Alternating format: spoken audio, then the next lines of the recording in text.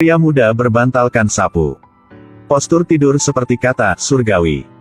Kemudian balik dan ubah postur tidur. Berubah menjadi kata putra lagi. Dua kata digabungkan untuk membentuk putra surgawi.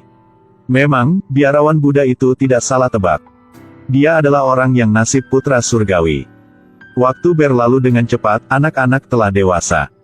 Zhou Chongbet dan kaliannya memainkan permainan, berperan sebagai kaisar. Daingu yang bodoh mengatakan bahwa dia adalah kaisar. Jadi dia menyuruh semua orang untuk berlutut dan bersujud. Tapi Zhou Chongbet tak mau.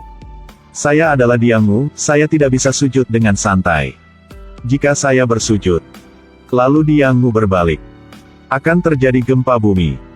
Daingu tidak percaya. Memaksa Zhou Chongbet untuk berlutut. Chongbet harus mengikuti. Tapi baru saja berlutut satu kaki.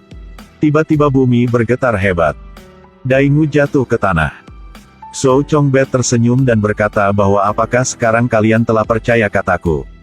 Tapi dia masih belum percaya. Jadi dia meniru Zhou Chongbet menjadi kaisar. Kita melutut bersama. Chongbet memegang topi rumput. Letakkan dengan lembut di kepalanya. Temperamen luar biasa, sangat keren. Dia duduk di atas batu besar. Baik keagungan maupun keren. Matuan terlihat terpesona. Semua orang di bawah buru-buru bersujud. Pada saat ini, topi rumput di kepala Chongbet seketika berubah menjadi mahkota emas. Daingu berdiri dan bertanya-tanya.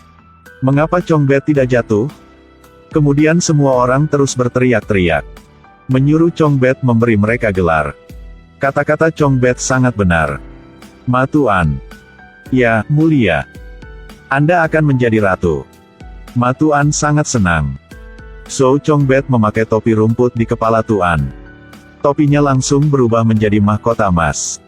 Setelah itu, dia kembali menunjuk Tang Hoa sebagai jenderal. Daingu dan Xiao Hu bertengkar dan ingin menjadi jenderal. Chongbet berpikir sejenak dan kemudian berkata, "Oke, saya akan mengangkatmu sebagai kepala Kasim. Di sampingku." Ketika keduanya mendengarnya, mereka segera melepas celana mereka untuk memeriksa. Mengapa penis saya itu hilang?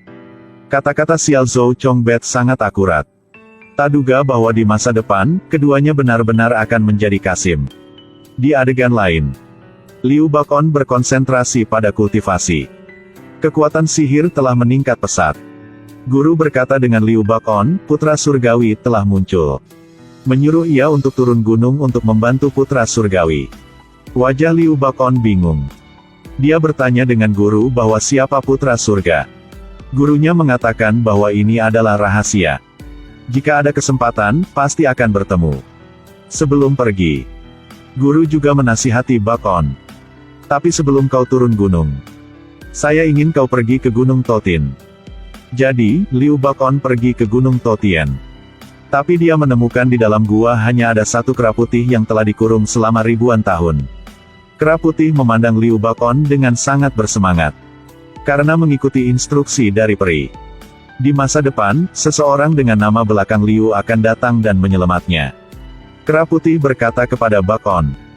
Di atas meja ada 3 buku tintu dan 1 gambar orang. Setelah itu, setiap kali Anda menemukan jenderal harimau, harimau digambar akan berubah menjadi orang. Tunggu saja sampai kelima harimau itu berkumpul. Maka inilah saat ketika putra surgawi revolusioner. Liu Bakon menggunakan kekuatannya untuk menyelamatkan kera putih.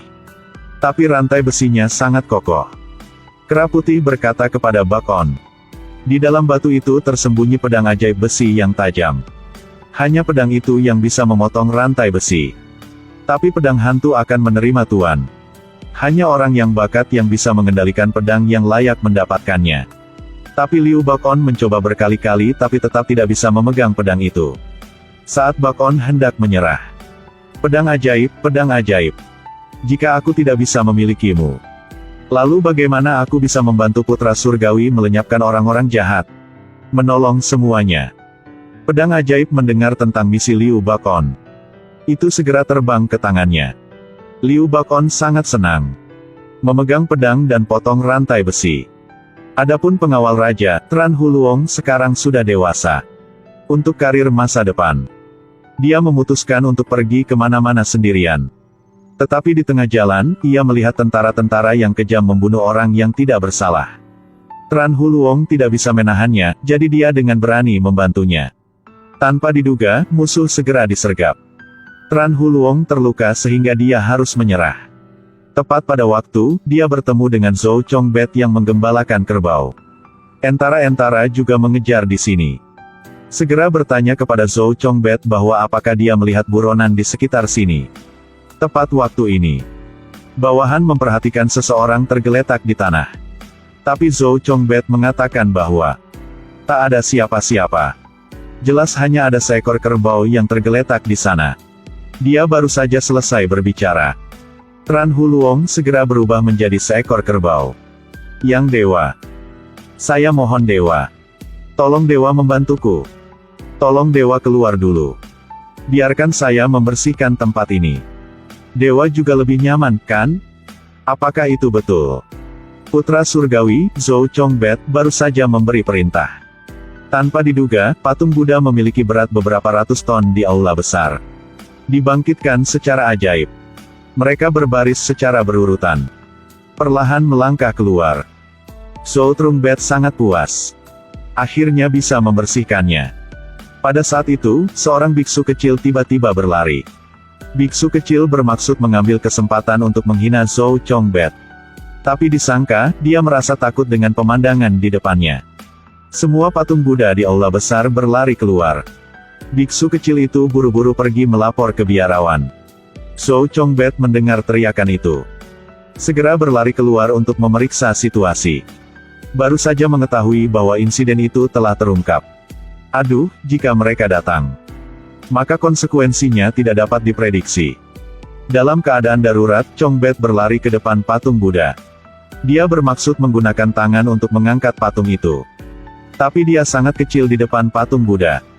Tidak bisa memindahkannya. Oleh karena itu, Zhou Chongbet memohon patung Buddha sekali lagi. Yang Dewa. Saya mohon Dewa. Tolong Dewa segera masuk ke dalam. Kalau tidak, ketika biksu datang ke sini, saya akan sengsara. Terima kasih. Chongbet baru saja menyela. Patung Buddha bergerak lagi. Fokus untuk berbalik dan memasuki aula besar. Chongbet bahkan terus mengingatkan mereka. Harus berbaris, harus berjalan dengan hati-hati. Saat ini, biarawan dan yang lainnya akan datang. Biksu kecil itu dengan bersemangat berkata kepada biarawan tentang semua yang dia lihat. Tapi biarawan tidak percaya sama sekali. Mereka tiba di depan aula besar. Tapi tidak melihat patung Buddha. Hanya melihat Chongbet menyapu tangga. Biarawan segera bertanya kepada biksu kecil. Bertanya bahwa patung Buddha di mana. Biksu kecil itu tidak tahu harus berkata apa. Tapi Chongbet di sebelahnya angkat bicara. Patung Buddha di aula besar. Jadi semua orang memasuki aula besar. Melihat patung Buddha yang sedang dibersihkan yang bersih. Segera memuji Chongbet atas kerja seriusnya. Puas, dia berbalik dan meninggalkan dengan puas. Tanpa diduga, biarawan baru saja pergi dari sana. Biksu kecil itu menemukan ada sesuatu tak benar. Ah, Kak, lihatlah. Posisi patung Buddha tidak benar. Ong Diu Fu Tuan. Ong Fu harus di sebelah kanan. Diu Tuan harus ada di sebelah kiri. Mereka buru-buru mengejar biarawan. Zhou Chongbet sangat khawatir. Uru-uru mengatakan dengan patung Buddha. Yang Dewa berada di tempat yang salah. Tolong ubah kembali. Ketika mereka mendengar itu, mereka segera pindah. Segera ganti posisi. Pada saat ini, Zhou Chongbet juga merasa nyaman. Jempolan untuk like dengan Dewa. Biarawan setelah kembali ke aula besar. Menemukan bahwa patung Buddha bukanlah tempat yang salah. Segera dengan marah memarahi biksu kecil itu. Mengatakan bahwa seorang biksu tidak boleh berbicara omong kosong. Tapi Anda mengatakannya 2 kali berturut-turut. Oleh karena itu, biarawan menghukum mereka dengan 100 tongkat. Selain itu, tidak diperbolehkan makan malam. Zhou Chongbet sangat senang ketika mendengar ini. Mengungkapkan senyum puas.